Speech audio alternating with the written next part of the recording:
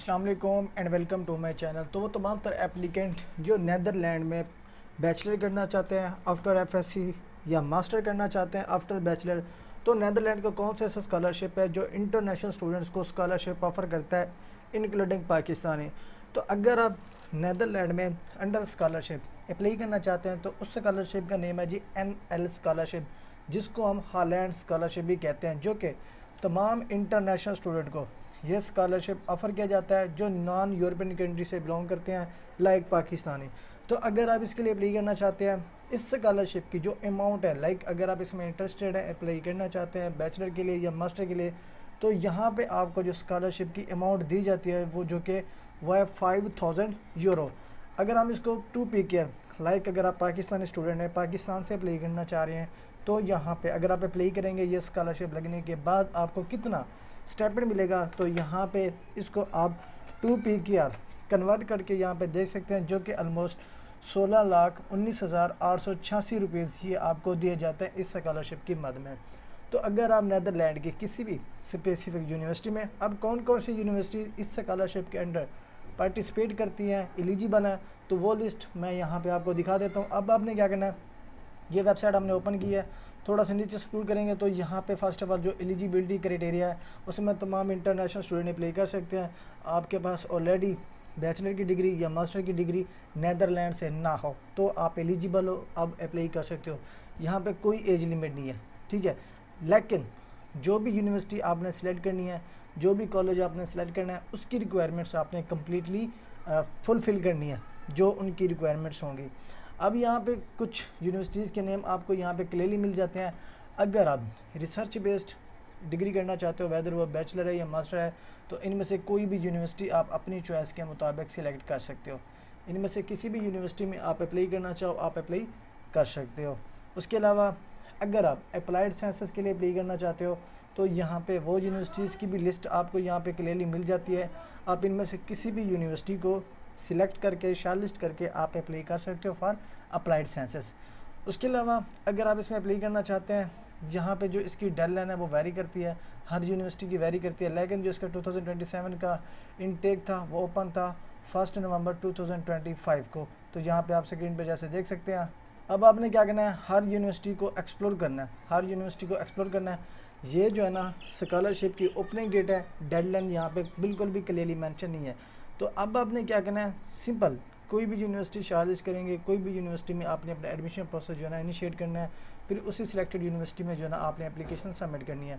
अब यहाँ पे डेडलाइंस यहाँ पे भी लिखा हुआ है, यहाँ पे भी आप क्लिक करके देख सकते हैं। उसके अलावा अगर आप वीडियो देखना चाहते हैं, ठीक है, कि किस तरह से इसका प्रोसेस होता है, किस तरह से नहीं, ठीक है, तो यहाँ पे आप एक्सेप्ट कुकीज़ पे क्लिक करके वो भी यहाँ पे आप वीडियो ये जो उनकी दी गई है इसको भी आप वॉच कर सकते हैं। Apply for NL scholarship. अब क्या करना है, किसी भी यूनिवर्सिटी में अप्लाई करना है तो फॉर एग्जांपल हमने क्या करना है, कोई भी यूनिवर्सिटी हम यहाँ पे सिलेक्ट करेंगे। फॉर एग्जांपल यहाँ पे ये यूनिवर्सिटी है NL स्कॉलरशिप। अब इस यूनिवर्सिटी को हमने सेलेक्ट करना है। सेलेक्ट करने के बाद देखें जी उसी यूनिवर्सिटी का यहाँ पे स्कॉलरशिप की डिटेल आपको क्लियरली अगेन यहाँ पे मिल जाती है, ठीक है। अब थोड़ा सा आपने नीचे स्क्रॉल करना है तो यहाँ पे स्कॉलरशिप के बारे में अगेन पढ़ना चाहे तो भी पढ़ सकते हैं। स्कॉलरशिप की अमाउंट यहाँ पे क्लियरली मैंने ऑलरेडी आपको बताई है कि 5000 यूरो आपको ये दिया जाएगा स्टाइपेंड की मद पे।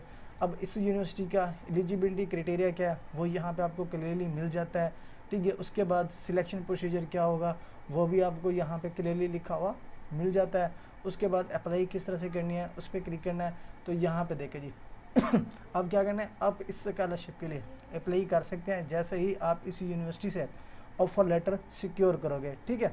अब ये क्लियरली यहाँ पे मिल जाता है। उसके बाद यहाँ पे क्या करना है, एप्लीकेशन करनी है। तो यहाँ पे क्या करना है, हमने गो टू एप्लीकेशन फॉर्म पे सिंपली हमने क्लिक करना है। इस पर क्लिक करने के बाद, ठीक है, अब थोड़ा सा नीचे स्क्रॉल करना है।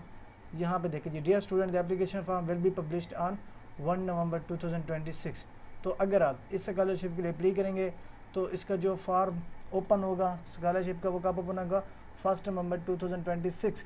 तो अब आप किसी भी यूनिवर्सिटी में, ठीक है, आप यहाँ पे जो लिस्ट मैंने बताई है ना, इनमें से किसी भी यूनिवर्सिटी में आप एज सुन एज पॉसिबल हर यूनिवर्सिटी की रिक्वायरमेंट चेक करो, हर यूनिवर्सिटी की रिक्वायरमेंट कंप्लीट करके उसी सिलेक्टेड यूनिवर्सिटी के पोर्टल पे एप्लीकेशन सबमिट करो फॉर एडमिशन। स्कॉलरशिप के लिए नहीं, फॉर एडमिशन आपने अप्लाई करनी है, ठीक है। जब आपके पास इनमें से किसी भी यूनिवर्सिटी से ऑफ़र लेटर सिक्योर हो जाएगी, फिर लाइक कोई भी यूनिवर्सिटी हो, किसी भी कंट्री की हो, तो उसमें 2 से 3 मंथ का प्रोसेस होता है ऑफ़र लेटर सिक्योर करने में। तो अभी लाइक जून है, आपके पास 4 मंथ हैं पड़े, तो इन 4-5 मंथ में जो है ना आप नेदरलैंड की किसी भी यूनिवर्सिटी में अपना एडमिशन प्रोसेस स्टार्ट कर सकते हो, अपनी ऑफ़र लेटर सिक्योर कर सकते हो। फिर जैसे ही आपके पास ऑफ़र लेटर सिक्योर हो गई, तो आप 1 नवंबर 2026 को जैसे ही इसका पोर्टल एक्टिव होगा फॉर स्कॉलरशिप और फंडिंग, तो आप इस स्कॉलरशिप के लिए अप्लाई कर सकोगे। ठीक है, तो ऐसा नहीं कि जैसे ही स्कॉलरशिप ओपन होगा तब आपने एडमिशन का प्रोसेस भी करना है, तब आपने ऑफ़र लेटर भी सिक्योर करनी है, फिर स्कॉलरशिप की एप्लीकेशन भी सबमिट करनी है, तो ऐसा पॉसिबल नहीं होगा। तो इसी वजह से एज सुन एज़ पॉसिबल अगर आप नेदरलैंड में इंटरेस्टेड हो, अप्लाई करना चाहते हो, एज सुन एज़ पॉसिबल अपना बैचलर या मास्टर का एडमिशन प्रोसेस आप इनिशिएट करो। अगर आप इसके स्कॉलरशिप के अंडर अप्लाई करना चाहते हो, ये स्कॉलरशिप ये सिक्योर करना चाहते हो, तो ये ओवरऑल प्रोसीजर है। अगर आप नेदरलैंड में बैचलर करना चाहते हो या मास्टर करना चाहते हो, तो ये स्टेप्स आपको कम्प्लीटली फॉलो करने पड़ेंगे, फिर जो ना जाके आप इस स्कॉलरशिप के लिए कम्प्लीटली एलिजिबल होगे। तो ये ओवरऑल प्रोसीजर है अगर आप इंटरेस्टेड है नेदरलैंड में अप्लाई करने के लिए।